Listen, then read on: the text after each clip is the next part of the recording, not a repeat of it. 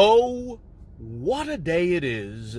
Right here in Ocala, Florida, I'm Jonathan Morris Schwartz. Thank you so much for joining me on my program. I produce a video and audio production. YouTube has my channel. The audio version of what you're watching right now is available on Google, iTunes, and Substack.com. I also write a daily newsletter, which is available at jonathanschwartz.substack.com. Today, what I'm going to do is share and explore my personal experience with the dating apps. This is a topic that has been explored and re-explored. There are many people who, of all ages, who have gone digital with their romantic, dating, social, emotional, love interest lives. So I'm going to try to stay within a construct of, number one, comparing the pre-digital age. I mean, I'll be 55, so in my 20s and 30s, there were no dating apps. There was no Match. There was no Plenty of Fish or OkCupid or Zoosk or Tinder or Bumble. It didn't exist. And so we met someone the organic way. You bumped into them, or you met through a friend, or they were in your classroom, or you knew them years ago and reconnected. But it was not something with any boost from a profile online or a spin around what I call the carousel of dating app love addiction. So my personal experience was as follows. After divorce at the age of 45, almost 46, so that's about 9 years ago, I decided to try it. So I developed a profile on Match, Plenty of Fish, OkCupid. I did Tinder and Bumble a little, but really I was older already, and so I wasn't looking for the ones that were leaning toward just pure hookups. I mean, I was middle-aged already when I was doing it. So I leaned toward the ones where, at least in theory, you message and get to know the person a little bit before you meet them, and certainly before you have sex with them. And I created the profile. I found a few things right off the bat.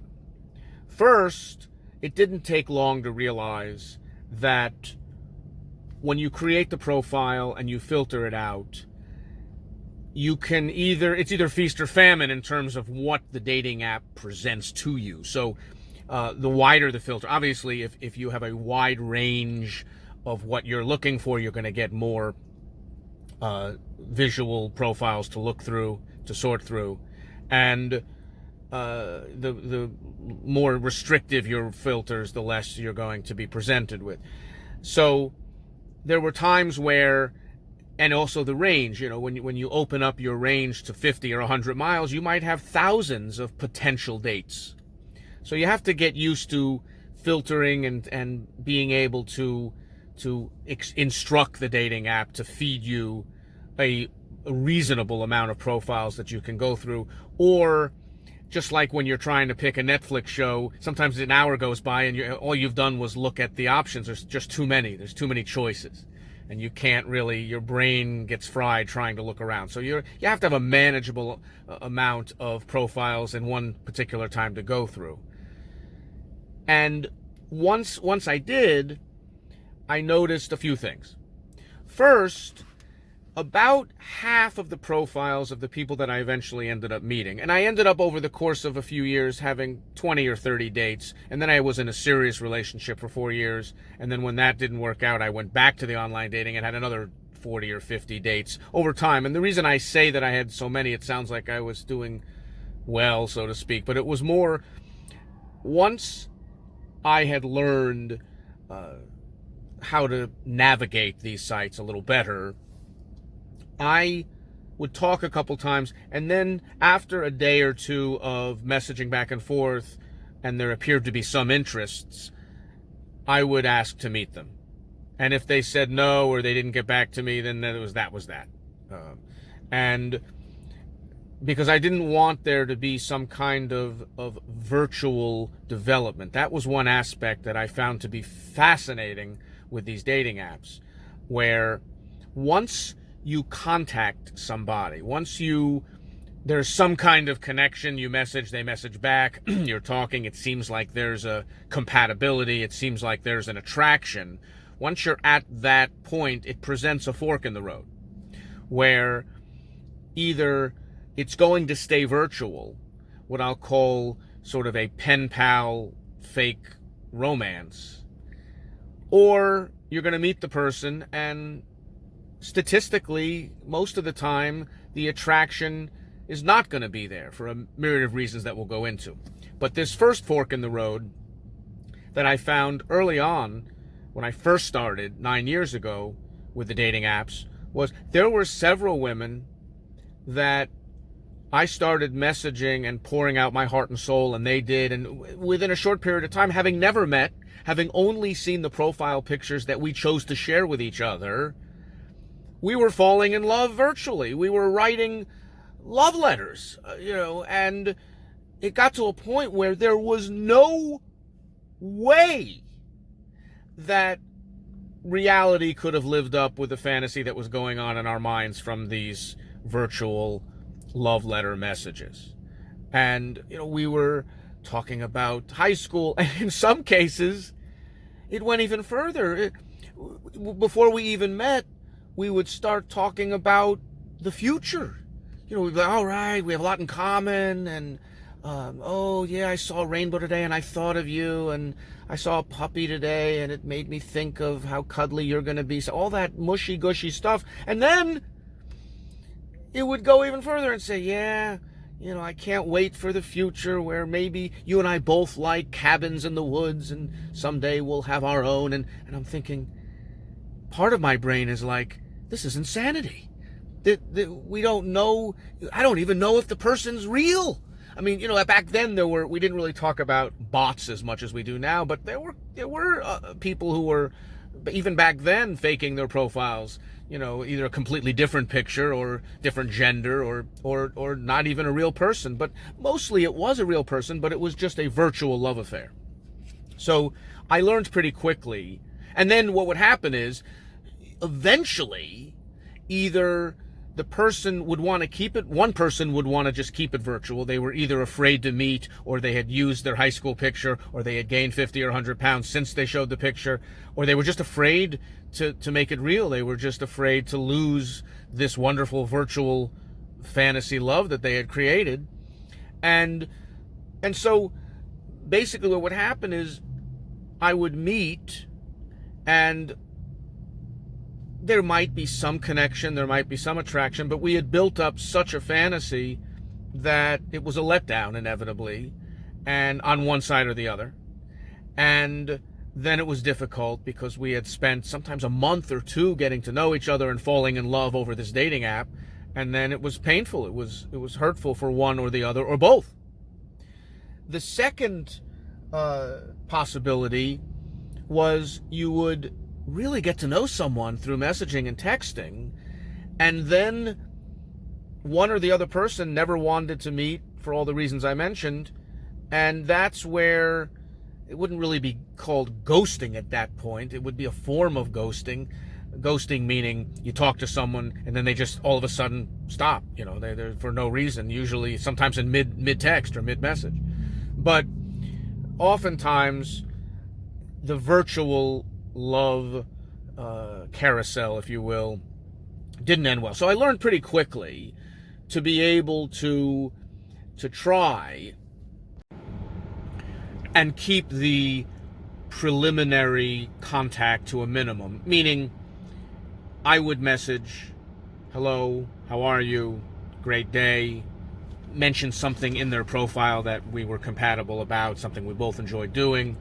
If I got a response, would message for a day or two, and then I would just be honest. I would say, look, I don't mean to be too forward, but I'd prefer to meet, and I would explain. I would say it's better that we, get to know each other in person, etc. And oftentimes they would say yes. So I had a lot of dates for that reason. I think they agreed with my logic, and so we would meet. I would say out of the, let's say, 50 dates in total, 40 of them right off the bat, on one end or the other, there was not an in-person attraction. And let's explore that for a minute. There were several reasons. Sometimes in the old days, you would meet someone, there would be sort of that instant attraction, and as you got to know them, it would either dissipate or you were dating other people, and organically, physiologically, it just was there and then not there, inexplicably. But when you're talking about these dating apps, until you meet in person, you're looking at a manufactured profile. It's a little bit like when we used to watch celebrities in movies and on television, and occasionally you would either see them in person or they would do a talk show where they weren't in their full makeup, and many of them wear wigs and different other costumes and such, and they would look different. They were not the same person. It was weird. They would look much older or heavier because in the movies they were, through the magic of film and television, oftentimes we were shown a different version of that person.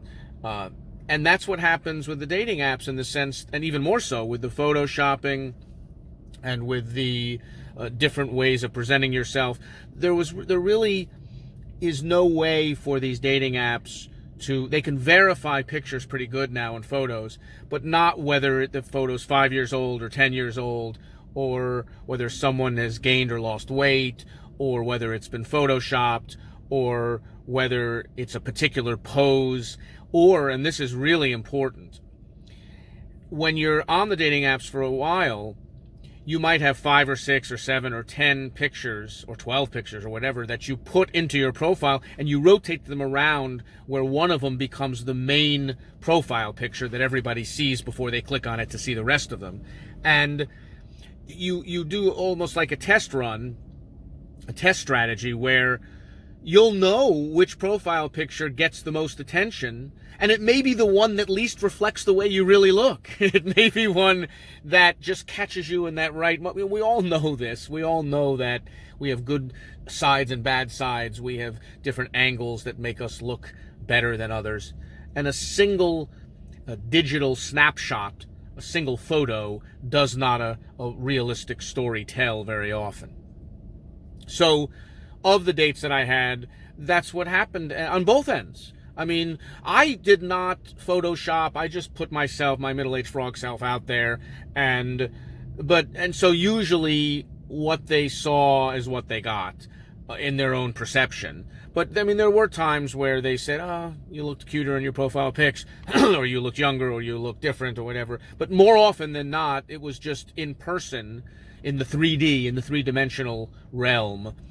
The connection and attraction was there, or it wasn't.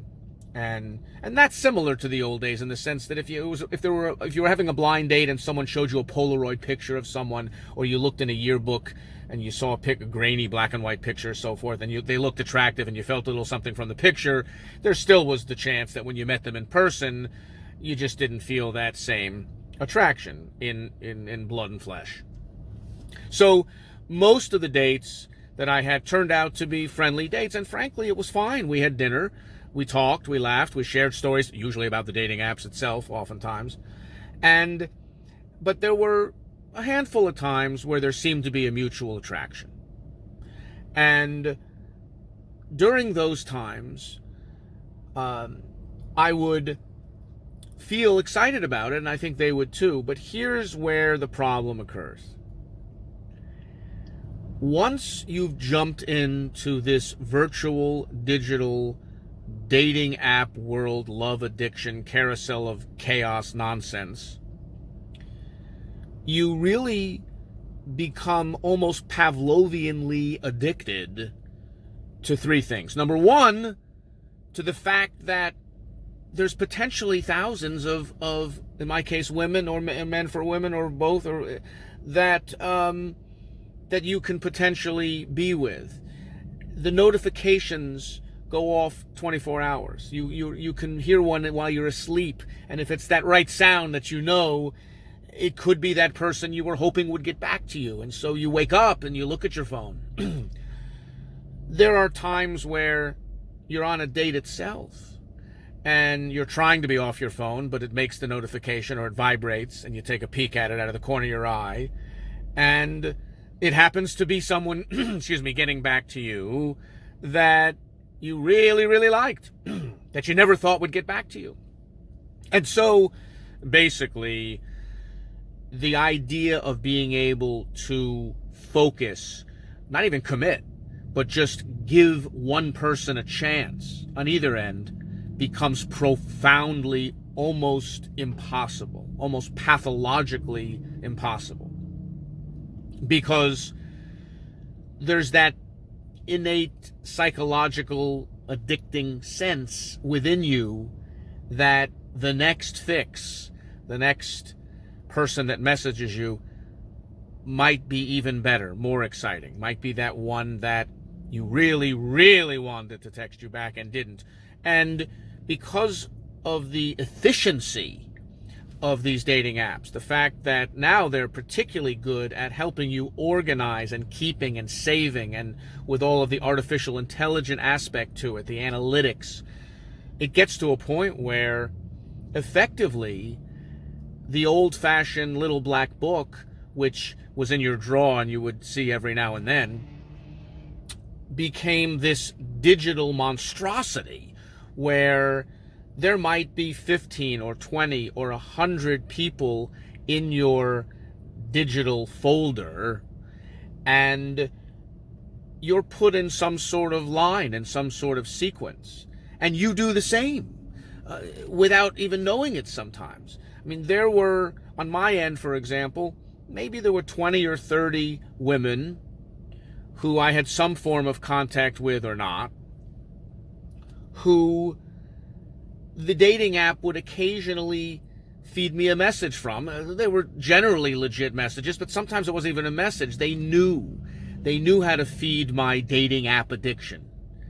And so that aspect of being able to just focus and settle and get to know someone without the distraction of the dozens, or for some of these young attractive people, you put an attractive profile pic out there, you could get hundreds of responses a day. I mean, you got to try and wrap your mind around this, particularly for these young folks in their 20s, teens, 20s, 30s, where they're in the peak of their aesthetic beauty. You put a profile pic out there, legit or not, where you look sexy or pretty, and you've sort of test run that profile pic and it gets a lot of responses, you leave it there. You know, it doesn't matter how old the pic is, or whether it's been photoshopped, or whether it's an artificial pose. People can get enormous responses. And so if you're used to waking up in the morning, turning on your phone and having more responses than you could ever possibly get to, and a lot of them, you know, for the younger folks, a lot of them from the men are hey baby, or dick pics, or other crazy stuff, or just, you know, nothing. By the time I started with the dating apps, I was, as I mentioned, in my mid-40s, and so when I would respond, it was not hey baby, hey baby, and it certainly wasn't a dick pic. It was, I tried to look at their profile to see what they liked. If they read a particular book, I would make a reference to the book. I would try and give a cute, pithy, intellectual, funny, cerebral response. And sometimes that, you know, once you're in your 40s, it's looks, of course, but then, you know, there's more. It's a little bit different and deeper, and you're focusing on more than just the flesh, although the flesh is part of it too, of course. So the note that's a really, what I found to be really difficult is this notion of, once you're on this carousel, I call it, once you're used to your dating app fix, you know, and they get so good at feeding you these notifications that it's really difficult to get off the carousel. It's really difficult to have what anyone would consider a relationship, because you're now able to literally fall in love, fall in pseudo-love, have affairs, have one-night stands, date, not date, ghost, not ghost, follow up with people who you wish to follow up with on a daily or weekly basis. It really makes it difficult to let go of if you want to be in a serious relationship with someone. Now, after a couple years of doing it, maybe a year and a half or so, when I was 45 till about 47, then I was in a serious relationship, and there were children involved, and we moved in together, and it became a serious enough relationship where I cold turkey let it go. But it took like a month before I stopped getting notifications. I turned the notifications off, and then I got emails, and I tried to turn the emails off, and then they would text me, we've got the best price ever, then it was free. I mean, they were really trying to keep my dating app love addiction going. But I was in love, and I was focused on the family, and I was serious about it. And again, this is about 8-9 years ago. The dating apps over the past few years have gotten better and better and better at figuring out what I call the Pavlovian aspect of it, the idea of dangling just the right image or text or message or email or profile picture in front of you to get you to follow it, to get you to do something, and to take you away from oftentimes your intention to start a more serious relationship. So those aspects I found to be interesting. A few positives, because I don't want it to all be, it's not all negative. I found that the few out of between over 9 years minus the 4 years I was in a serious relationship, there were, let's say, a half a dozen, maybe 6 women that I connected with, and we didn't ghost each other. We had all aspects of what would be considered, for at least a short time, a relationship: the emotional, the physical, the sexual, the psychological, the compatibility, the laughs. And for one reason or another, oftentimes because of the dating app distraction, frankly, it didn't last more than perhaps a few weeks or a couple months. But of those half a dozen women where there was some kind of what we would call a relationship that sprouted from the dating app, and that was successful in all measured ways, about 3 of them, 2, 3 at the most, remained quote-unquote friends. Not friends with benefits, but friends with potential benefits. And I find that these 2 or 3 women that I met through the dating apps, out of having 50, 60, maybe even 70 dates, most of which turned out to just be friendly dinners, as I said, but they're, so what percentage are we talking about? A 2 or 3% success rate, if you define success, that you meet someone where the potential for true love exists. The potential for something long-term remains, lingers. And that I'm very grateful for, to be able to have met someone in that way. I have mixed feelings about what it means writ large. If I have to be honest, it's mostly negative, because particularly the ones that are effectively hookup sites. Once these online algorithms and once the dating apps and the various websites are able, and they're getting better and better. I mean, we are not far from a point where you put your profile in, and they're going to have to find a way of really better verifying that there's no photoshopping, that the picture's relevant, and that can all be done. And it may very well be that some of them force you to do a video, and it's time stamped and date stamped. And once they get to a point where they got the real you, they can match you with someone pretty effectively, where the rate and the percentage of attraction and connection, sexually, emotionally, and more, is very high. And so we're not far from a point where people will wake up in the morning and their phone will say, here's the 6 or 10 or 100 people who want you and you want them, who you can text back or meet up with, and there's a 89% chance that what you want, they want, and it's going to happen. Whether that's sex, whether that's connection, whether that's a relationship, whether that's all of the above or any of the above. And as we get there, sort of like how Netflix and these other Hulu and Disney and all these other streaming online services are getting to a point where, Spotify in particular, where, you know, they listen to what you listen to, they watch what you're watching, and they're getting closer to being able to feed you what you want. We're not quite there yet, you know, but we're getting to a point where you're going to turn your TV on and it's going to say, we know you better than you know yourself. Here's the show we know you'll like, and you will. And that's where we're getting with the dating apps, where it will do it for you. It will do the legwork, the preliminary work. There'll be no virtually falling in love. There'll be no mistaken. There'll be a point where it happens because they know you better than you know yourself. Thank you for listening to this description of dating apps by me, Jonathan Morris Schwartz, right here in Ocala, Florida. Have a wonderful weekend, everybody. Probably broadcast over the weekend once or twice. Until we meet again, oh, what a day it is.